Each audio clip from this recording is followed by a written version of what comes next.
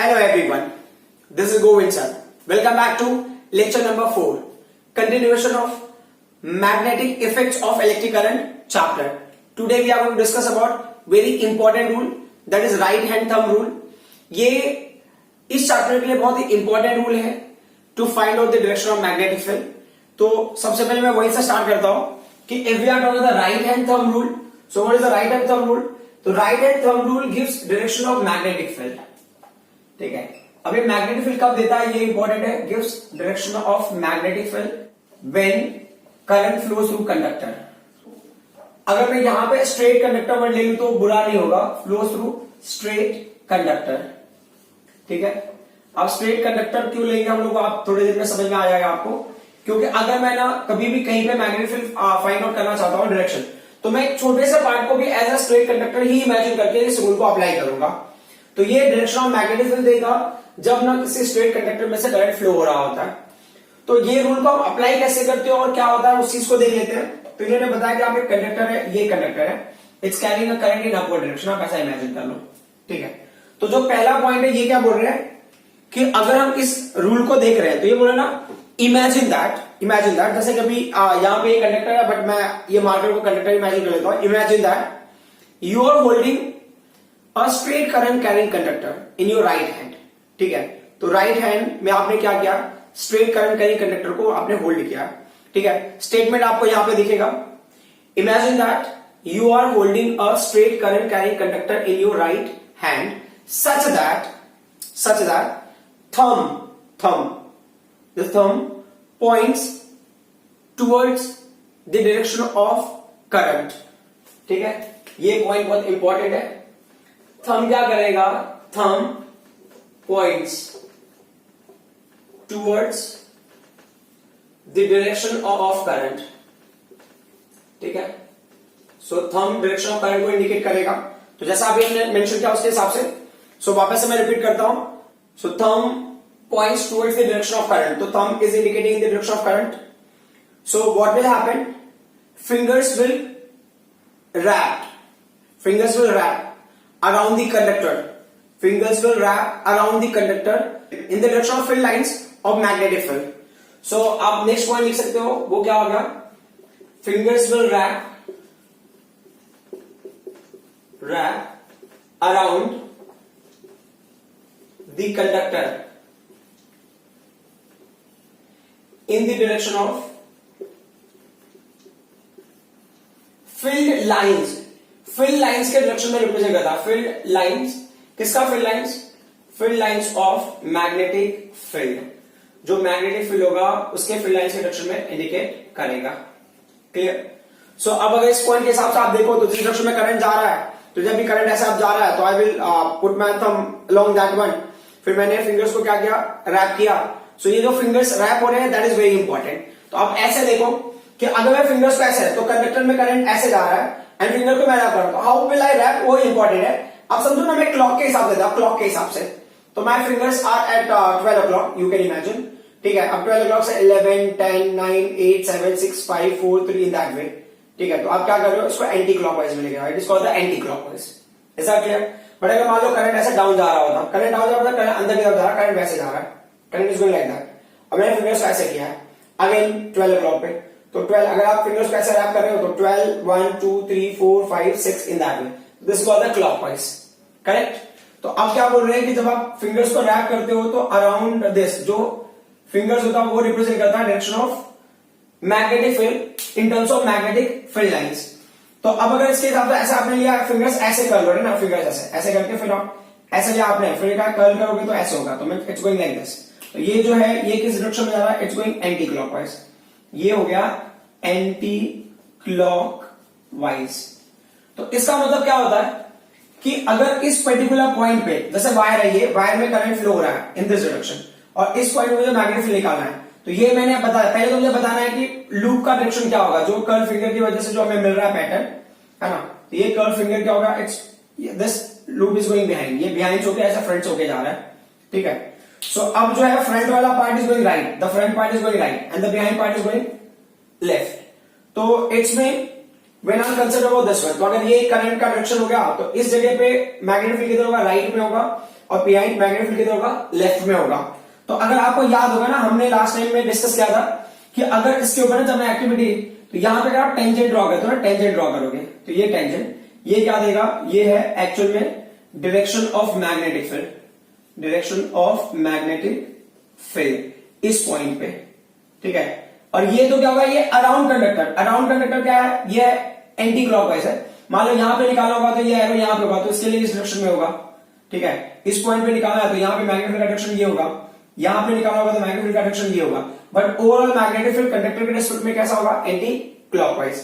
तो सिमिलरली अगर मान लो आपने क्या किया, ये सेम कंडीशन लिया है और आप क्या इमेजिन करोगे, current flow in the conductor is in what, downward direction, ऐसे है। तो अब उसके हिसाब से अगर आप लोगे तो सेम क्राइटेरिया, करेक्ट। सो आपने ऐसे ले लिया तो लूप आपको इसके अराउंड ऐसे मिलेगा, करेक्ट। सो जो कर्व फिंगर का पैटर्न होगा, तो अब इसके हिसाब से अगर हम प्रोसीड करते तो what is the criteria, current is going downward. अब इसका फिंगर्स कर्ल ऐसे होगा ना, the direction of curve finger will indicate the direction of field lines of magnetic field. तो ये इसका डायरेक्शन ऐसे हो गया, करेक्ट। यहां पे ऐसे हो गया, यहां पे ऐसे हो गया। तो यू कैन सी इस पॉइंट पे मैग्नेटिक फील्ड ऐसे जा रहा है, इस पॉइंट पे मैग्नेटिक फील्ड का डायरेक्शन ये होगा, दिस पॉइंट पे मैग्नेटिक फील्ड का डायरेक्शन ये होगा, इस पॉइंट पे मैग्नेटिक फील्ड का डायरेक्शन ये होगा। तो आप बता सकते हो tangent to the magnetic field lines gives the direction of magnetic field at that point.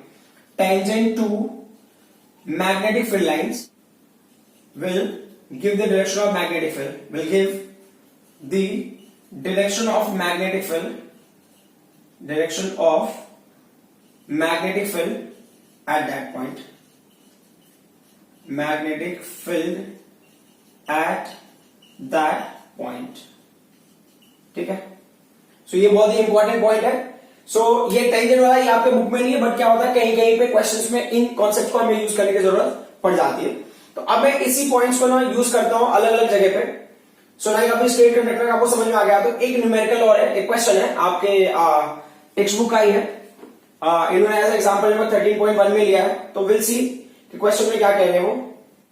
सो अगर आप ना साइन कन्वेंशन के हिसाब से लेते हो, साइन कन्वेंशन मतलब डायरेक्शनल कन्वेंशन अगर आप लेते हो, तो डायरेक्शन के हिसाब से आपके नोटबुक में यहां पे आप नॉर्थ बनाते हो, यहां पे आप साउथ बनाओगे, यहां पे आप ईस्ट बनाओगे और इस साइड में आप क्या बनाते हो, वेस्ट बनाते हो, ठीक है। फिर क्वेश्चन क्या है वो रीड कर लेता हूं, देन विल सी क्या है। क्वेश्चन में बोल रहे हैं a current through a horizontal power line flows in east to west direction, east to west. तो देखो ये ईस्ट और ये वेस्ट है, तो एक वायर है उसमें से करंट ऐसे फ्लो होगा, ईस्ट टू वेस्ट डायरेक्शन में, इस डायरेक्शन में फ्लो हो रहा है, ठीक है। तो अगर मैं राइट हैंड थंब रूल अगर यूज करता हूं तो thumb will indicate like this, अगर इस कंडक्टर को मैंने होल्ड किया, that point should be very clear. So ये क्या बोल रहे हैं, what is the direction of magnetic field at a point directly below it and at a point directly above it, ठीक है। Directly below and directly above क्या होगा, तो ये पर्टिकुलर पॉइंट को आप अगर ध्यान से देखोगे तो अभी देखो क्या कह रही है कि अगर मान लो ना ये चीज है, अगर आप नोटबुक के हिसाब से देखो ना, नोटबुक के हिसाब से if you take a notebook, तो फॉर एग्जांपल मैंने अगर ये इमेजिन कर लिया, ये बुक है, ठीक है, यस। अब इसके ऊपर आपने क्या किया है, वायर को रख दिया, क्लियर। अब ये वायर में करंट जा रहा है ईस्ट टू वेस्ट डायरेक्शन में, आपको क्या करना है, now you have to hold, east to west direction, now you have to hold, ठीक है। आपने कंडक्टर को कैसे करना है, राइट हैंड थंब रूल के हिसाब से हम देखते हैं, राइट हैंड थंब रूल के हिसाब से current is going like that, ठीक है, ऐसे। तो अगर मैं यहां पे कंडक्टर को मैंने होल्ड किया, तो I will wrap my fingers around this conductor. तो मेरा रैप ना, जब भी आप रैप करो फिंगर्स को, तो कैसा देखो, यहां से है ये, उसके पीछे से ना कंडक्टर के बिहाइंड से होके फिर it will come out like this, are you getting my point, it will go like this and then in this way. So अगर हम इसको बहुत डीपली ऑब्जर्व करते हैं ना, when we are observing it very deeply, then what will you find out, अगर इसके around हमने लूप फॉर्म किया, तो यू कैन सी अगर ये लूप फॉर्म हो रहा है, तो it's like I am holding the conductor like this, तो ये ऐसे, मतलब दैट साइड का पार्ट तो वो आपके कंडक्टर में दिखाई देना चाहिए ना, ये समझ लो कि ये बिहाइंड का पार्ट है, ये फ्रंट का पार्ट है। तो बिहाइंड के पार्ट में क्या हो गया, बिहाइंड के पार्ट में arrow is down and this arrow is what, up.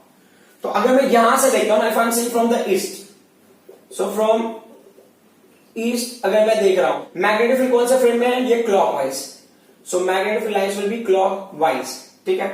और अगर मैं इस साइड से देख रहा हूं, वेस्ट साइड से अगर मैं देखूंगा, यहां से ना फ्रॉम वेस्ट, अगर मैं वेस्ट से देखूंगा तो क्या होगा, तो वेस्ट के लिए क्या होगा, थोड़ा क्राइटेरिया अलग हो गया ना। अगर उस साइड से क्लॉकवाइज है, फॉर एग्जांपल अगर आपको इमेजिन करो कि मैंने ये देखो, ये मैं लूप ले रहा हूं, ऐसा बना रहा हूं, ये लूप आपके हिसाब से कैसा दिख रहा होगा, क्लॉकवाइज दिख रहा होगा, but according to me it's going anti clockwise. For example, I will keep this rotating my this revolving my finger in that way, and you can see now it's what anti-clockwise. अब अगर मैं इसी चीज को मैं ना rotate करते करते या रिवॉल्व करते करते मैं आपकी तरफ अगर टर्न हो जाए तो ये क्या होगा, क्लॉकवाइज हो जाएगा. तो वन साइड से it is anti clockwise, second side it will be clockwise, और one side it is clockwise, other side it will be anti clockwise. अगर उधर से ये लूप किसी को अगर ऐसे दिख रहा होगा एंटी क्लॉकवाइज या क्लॉकवाइज दिख रहा है, तो इस साइड से वही लूप कैसा दिखेगा, magnetic field will appear anti clockwise. Clear. अब यहाँ पे एक छोटा सा ना इशू है. इशू क्या है, इसको अब आपके बुक में जो आंसर है ना उन्होंने उस हिसाब से नहीं दिया है ना, तो लेकिन क्या है कि एक्चुअल आंसर जो मैं बता रहा हूं ये होना चाहिए, है ना. अदरवाइज क्या होगा, आपको प्रॉपर डायरेक्शन तो मिलेगा नहीं, क्योंकि क्लॉकवाइज एंटी क्लॉक, उन्होंने आंसर भी सिर्फ क्लॉकवाइज एंटी क्लॉकवाइज दिया कि अगर ना करंट ईस्ट टू वेस्ट जा रहा है, आप ईस्ट से देखोगे तो आपको जो मैग्नेटिक फील्ड है वो कैसे दिख रहा है, क्लॉकवाइज दिखेगा, और अगर आप वेस्ट से देखते हो तो मैग्नेटिक फील्ड लाइंस आपको कैसे दिखेंगे, एंटी क्लॉकवाइज दिखेंगे. बट प्रैक्टिकली क्या हो रहा है वो चीजों को ऑब्जर्व करो. आपकी करंट जा रहा है उस डायरेक्शन में, current is going in that direction, correct. अब करंट को मैंने ऐसा सेट कर दिया, अब ये फील्ड लाइंस ऐसे डाउन जा रहा है, बराबर, लाइक दिस. अब इन्होंने directly above and directly below, तो अब अगर इसके हिसाब से मैं कन्वेंशन के हिसाब से लूंगा तो ये नॉर्थ है और ये साइड साउथ है, ये ईस्ट है और ये क्या वेस्ट है. तो अगर ना लूप का देखो ऐसा होगा ना, लूप ऐसे बनेगा, अगर आप डीपली ऑब्जर्व करोगे तो जो अपर होगा ना जस्ट अबव वाले में क्या होगा, लूप जो किधर जा रहा है वो जा रहा है नॉर्थ की तरफ, जस्ट अबव किधर जा रहा है वो नॉर्थ की तरफ जा रहा है, और जस्ट बिलो जो जा रहा है वो किधर जा रहा है, वो साउथ की तरफ जा रहा है. अंडरस्टूड. क्योंकि लूप ऐसे बनेगा, अगर मैंने ऐसे लिया ना ऐसा, तो ऐसा मतलब ना ये वायर के इस साइड से होते हुए और इस पर्टिकुलर पार्ट से बाहर आएगा. तो मैंने बताया इस पार्ट में आप टेंजेंट ड्रॉ करो तो इसका टेंजेंट किधर जा रहा है, नॉर्थ की तरफ होगा, और जो बिलो पार्ट में टेंजेंट ड्रॉ करो वो किधर होगा, साउथ की तरफ होगा. That is very important point. मैं फिर से रिपीट कर दे रहा हूं कि अगर ये वायर है carrying current, current is going like that, ठीक है, और आपको कर्व फिंगर आप राइट हैंड थंब यूज करते हो तो इसके लिए मैग्नेटिक फील्ड ऐसा बनेगा, मैग्नेटिक फील्ड का लाइंस ऐसा होगा, करेक्ट. तो ये पर्टिकुलर पॉइंट में ऐसे जा रहा हूं, तो यहाँ पे टेंजेंट ड्रॉ करोगे तो उस डायरेक्शन में. तो अब अगर मैं डायरेक्शन का कन्वेंशन लेता हूं तो यहाँ पे ईस्ट है, यहाँ पे वेस्ट है, ये क्या है, नॉर्थ होगा, एक होगा साउथ. आपके नोटबुक में ड्रॉ करके समझोगे तो बेटर होगा, बोर्ड पे समझाना तो मुश्किल होगा, बिकॉज ना नॉर्थ है जो बोर्ड के ऐसे आ गया ना, बुक के हिसाब से आप देखोगे तो परफेक्टली आपको समझ में आ जाएगा, है ना. तो ये जो यहाँ पे अपर जो लूप होगा वहां पे अगर आप टेंजेंट ड्रॉ करोगे तो it is going towards north, और जो लोअर पार्ट में जो सर्कल पार्ट बना है उस पर अगर आप टेंजेंट ड्रॉ करोगे वो किधर आएगा, साउथ की तरफ आएगा. तो ये ना एडिशनल पॉइंट है जो टेक्स्ट बुक में उन्होंने दिया है आपके, उसमें अगर आप ये पॉइंट ऐड कर दोगे तो बेटर होगा. सो अगर मैं अबो लेता हूं ना, अबो, सो अबो के लिए क्या होगा, अबो के लिए क्या होगा, जो मैग्नेटिक फील्ड लाइंस का डायरेक्शन होगा वो नॉर्थ की तरफ होगा, और बिलो के लिए क्या होगा, अगर आप बिलो लेते हो तो बिलो के लिए किधर होगा, वो साउथ की तरफ होगा. समझ में आ रहा है, जो टेंजेंट होगा उसके ऊपर उसके हिसाब से. आई होप ये बातें आपको समझ में आ रही है. ये है, ये जो पार्ट है ये वायर के बिहाइंड का है और ये वायर के फ्रंट का पार्ट है. तो फ्रंट में क्या, it's going like this, front में इधर डाउन से अप जा रहा है, उधर से अप से डाउन जा रहा है बिहाइंड वाले पार्ट में. सो वो आपको समझ में आना बहुत इंपॉर्टेंट है, otherwise will be very difficult. Now will come to the next topic, magnetic field due to a current through circular loop. ये एनसीईआरटी टेक्स्ट बुक में एक्टिविटी नंबर 13.6 के थ्रू हम समझने की कोशिश करेंगे. अभी वो एक्टिविटी करके दिखाना थोड़ा सा डिफिकल्ट होगा अभी के लिए, बिकॉज वायर में करंट फ्लो होगा, फिर उसके वजह से आपको मैग्नेटिक फील्ड लाइंस ड्रॉ करनी है या आयरन फाइल्स स्प्रिंकल करके उसको देखना है, तो वो थोड़ा सा डिफिकल्ट टास्क है अभी के लिए.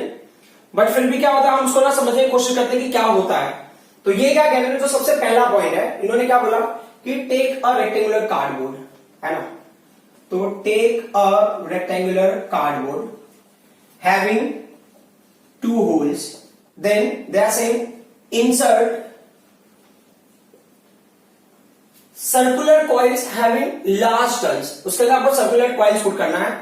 सो insert circular coils having, circular coil having large turns. और जो नेक्स्ट पॉइंट है वो क्या बोल रहे हैं,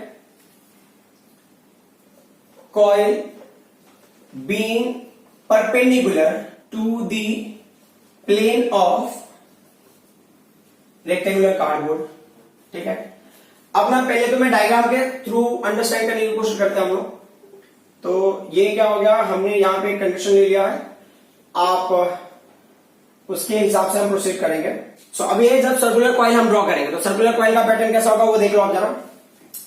सो यहाँ पे आपने क्या किया, सर्कुलर कॉइल्स आपको ड्रॉ करना, तो एक कार्डबोर्ड के अंदर से इंसर्ट करके आपको बिलो लेके जाना है.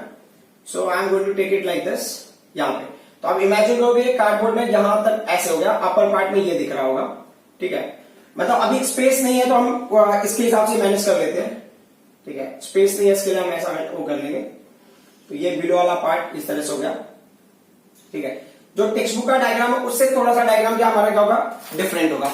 तो आप इमेजिन कर लोगे ना, ये पोर्शन है जहां पे ना ये क्या होगा, ये इसको इंटरसेक्ट करा, मतलब यहाँ पे इस जगह से क्या होगा, ये कार्डबोर्ड के अंदर क्या होगा, इंसर्ट हो जाएगा, ठीक है। ये जो एंड है, तो ये जो एंड्स है ना, इनको क्या करना है, इनको हमें पावर सप्लाई से कनेक्ट करना पड़ेगा। तो दैट विल सी लेटर कि इसको क्या करना। तो ये फर्स्ट पॉइंट है। अब मैंने क्या किया ना, इसके लिए ना एक एग्जांपल ले लिया है कि तुम लोग ये कार्डबोर्ड हो गया, ठीक है, दिस कार्डबोर्ड, और इसके अंदर मैंने ये कॉइल को क्या किया, इंसर्ट किया। ये इसको अपना एन नंबर और टर्न्स वाला आप क्या कंसिडर कर लो, दिस सर्कुलर कॉइल। सो अब यही बोल रहे हैं यहाँ पे कि take a rectangular cardboard having 2 holes.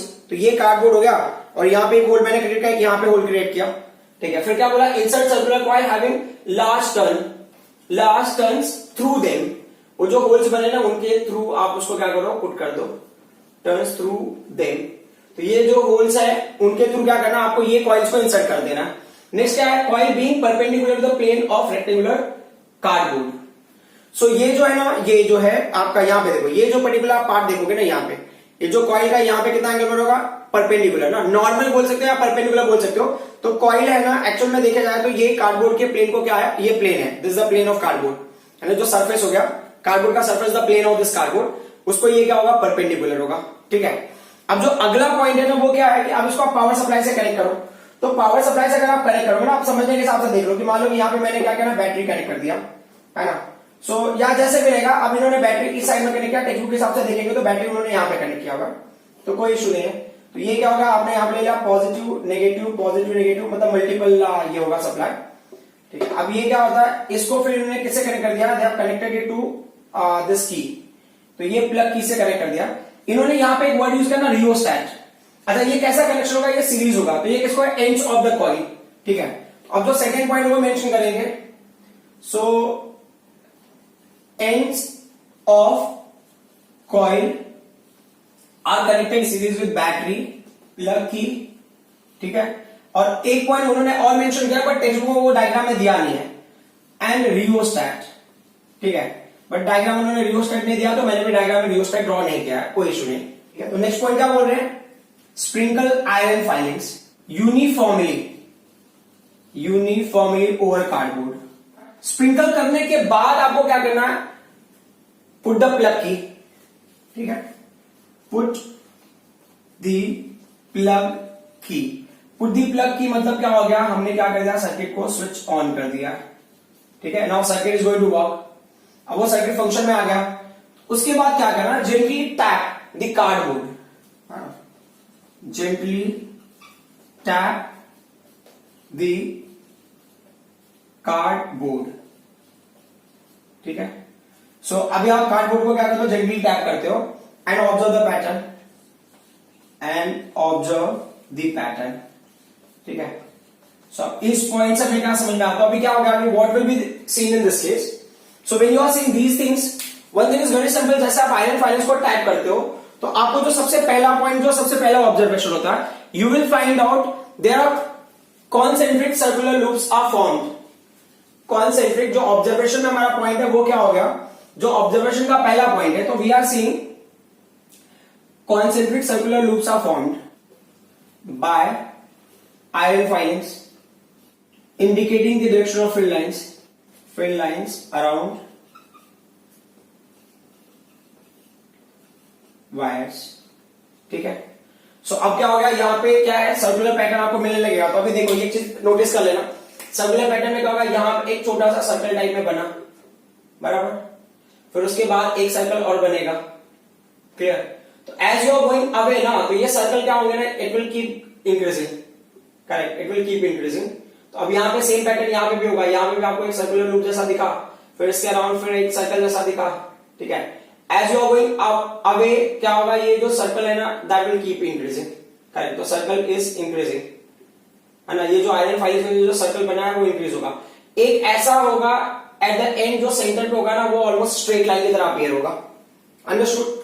तो ये क्या रिप्रेजेंट करता है कि जो मैग्नेटिक फील्ड है ना, हमको जो पता है, the point which we know is magnetic field at any point due to straight current carrying conductor depends inversely to distance from it. ठीक है, मतलब ना जितना ज्यादा आप वायर से अवे जाओगे उतना कम आपको मैग्नेटिक फील्ड मिलेगा, बिकॉज इनवर्सली इफेक्ट. सो अब इसकी वजह से क्या होगा?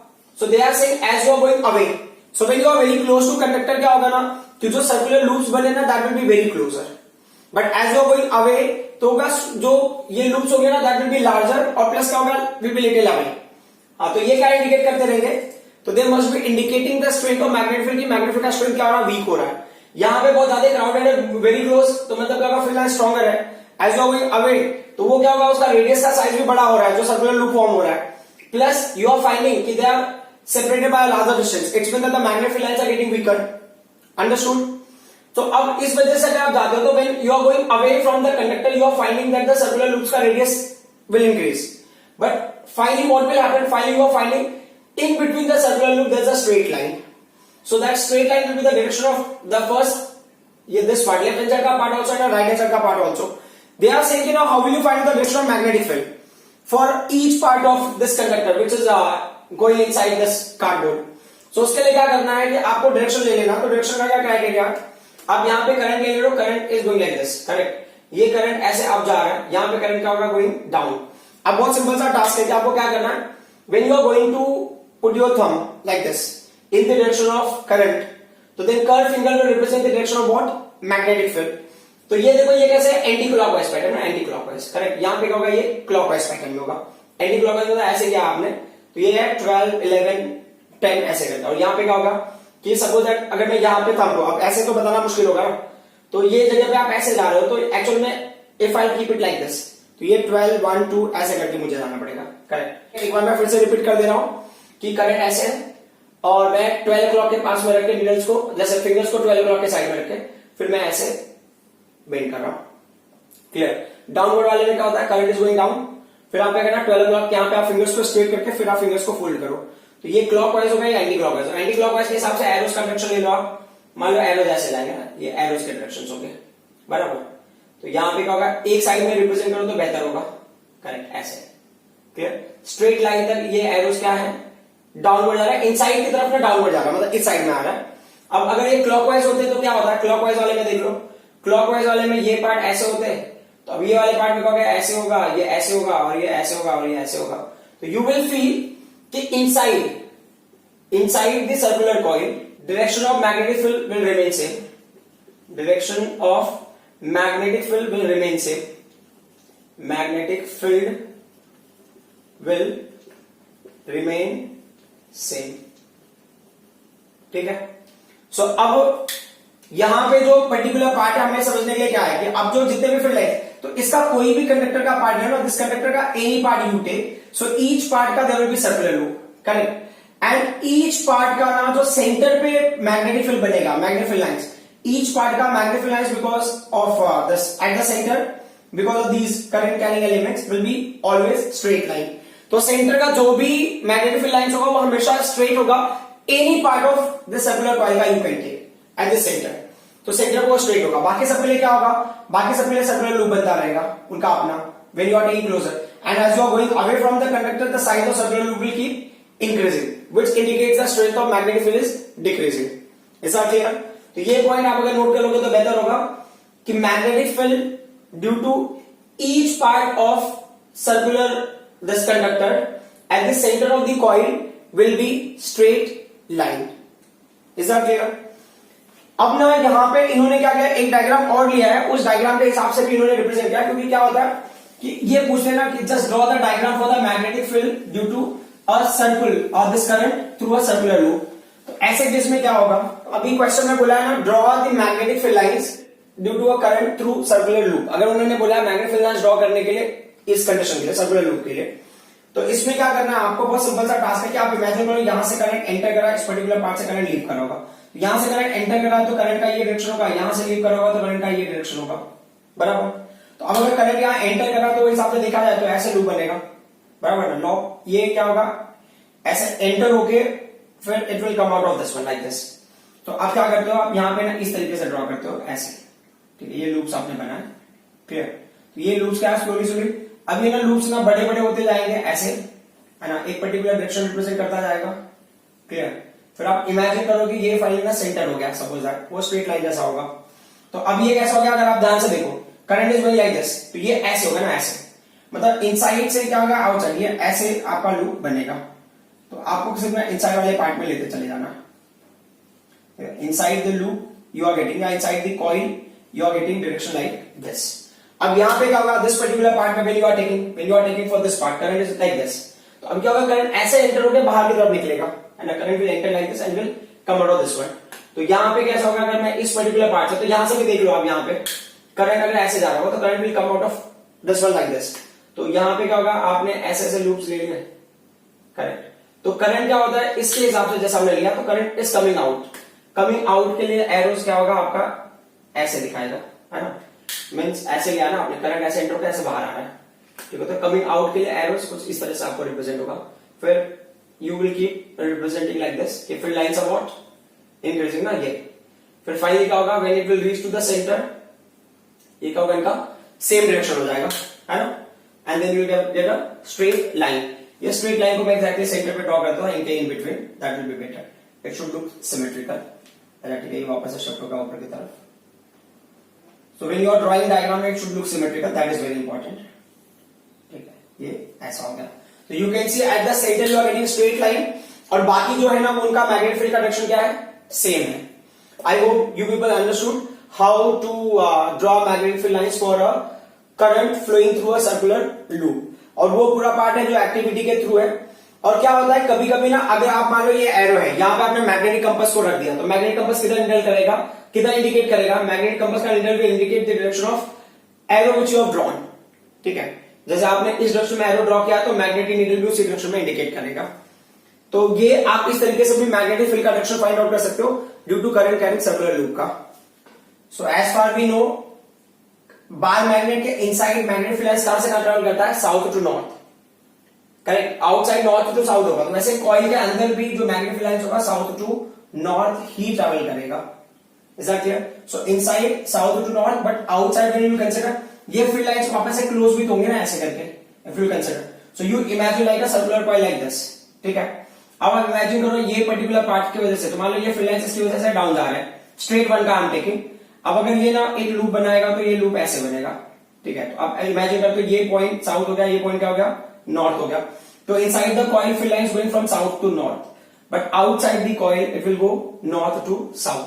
Similarly, when you are taking behind, means this left hand side, so what will happen, field lines direction will be like this, correct. So again inside it is south to north, but outside it will be north to south. Is that clear? So these are the very important points to understand. Okay, I hope you understood these points. So like अभी ये single coil है, ठीक है, this is what single coil. Is that clear? और at the same time इसको हम ना compare करें किसके साथ में, यहां पे कॉइल है with the N number of turns, ठीक है। आप ऐसे ले लो कि ये एन नंबर ऑफ टर्न्स, तो ये coil with N number of turns. So अब क्वेश्चन ये है कि ना आप उसको मैग्नेटिक फील्ड के साथ में कैसे रिलेट करोगे। तो अब ये बोले ना मैग्नेटिक फील्ड, अच्छा ये मैग्नेटिक फील्ड का नोटेशन में बी होता है, आपके इन्फॉर्मेशन में बता देता हूं, मैग्नेटिक फील्ड का नोटेशन बी होता है। तो हमने ले लिया magnetic field due to circular coil having N turns, वो किसके इक्वल होगा, that will be equal to N times magnetic field due to single circular coil. Circular coil के लिए मैग्नेटिक फील्ड का स्ट्रेंथ कहां पे मैक्सिमम होता है, so magnetic field is stronger for circular coil eight the centre.